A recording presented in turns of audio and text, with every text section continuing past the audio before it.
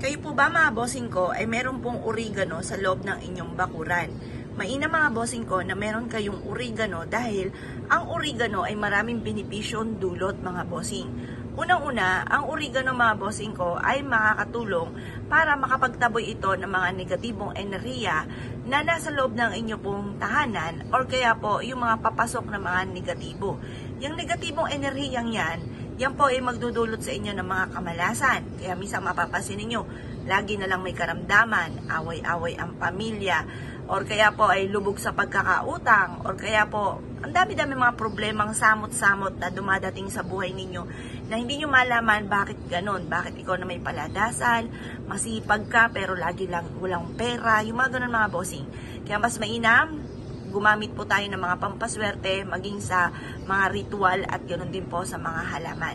Ngayon po mga bossing, ang halamang oregano ay makakatulong upang sa ganoon, halimbawa may sipon or ubo kayo, mainam din na merong oregano kayo. Kasi unang-una makakatulong ito, bawas din po ito sa inyong expenses. Kung kayo po hirap na sa pagkain, tapos yung pambili pa ng gamot, mababawasan pa yung pagkain, yung mga ganun mga bossing. Kaya mas mainam, meron kang ganito para ibibili nyo ng gamot, pwede nyo ng oregano na lang ang gamitin kung meron kang tanim na oregano para magumaling ka agad yung may sakit sa inyo. Kasi ako mga bossing, dati ni Solmox wala akong pambili. Ang ginagawa ko lang dito, hinugasan ko siyang mabuti, tapos sinasapaw ko po siya sa bigas, pag siya ay lantutay na, kukuha ko na isang kutsarita, pagtapos pipigain ko po ang oregano at diretso ko na itong pinaiinom sa aking anak at sa akin din po mga bossing ng panahon na walang pambili ng mga Solmox mga bossing. Subukan nyo rin po ito mga bossing ko, diba? At saka meron din ng mga oregano syrup, yung mga ganun din.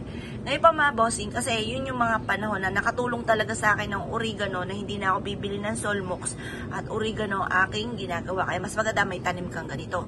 Pang tatlo mga bossing, bukod sa nagtataboy ng negatibong enerhiya, nakakatulong ito for healing sa mga ubo at sipon. Pang tatlo mga bossing ko, makaka-attract din ito ng swerte lalo na sa pera. Maraming mga nagpatotoo na rin po dito. Unang-una, sinulat po dito mga bossing yung amount na matagal ng pinapangarap or yung numero na tinatayaan. Basta huwag ka lang maiinip. Gawin nyo lang libangan at hindi obligasyon ang pagtaya-taya. Kapag gusto nyo tumaya, lumarga kayo. Pag ayaw ninyo, huwag pipilitan ang sarili. Ngayon pa mga bossing, ilagay nyo po dyan. Pagkatapos po nyan, pwede nyo siyang isabit sa may main door, talian nyo lang po siya dito ng sinulit, or kaya sa may bintana ninyo. Or pwede rin, patuyuin mo muna ito, kapag wala na siyang katas, ilagay nyo po ito sa inyo pong pitaka, or sa inyo pong kaha, at magdudulot po ito ng swerte. Ganon din po mga bossing, itong ating oregano ay isa sa mga nakakatulong upang sa ganon, mas mabilis tayo na maka-attract ng swerte.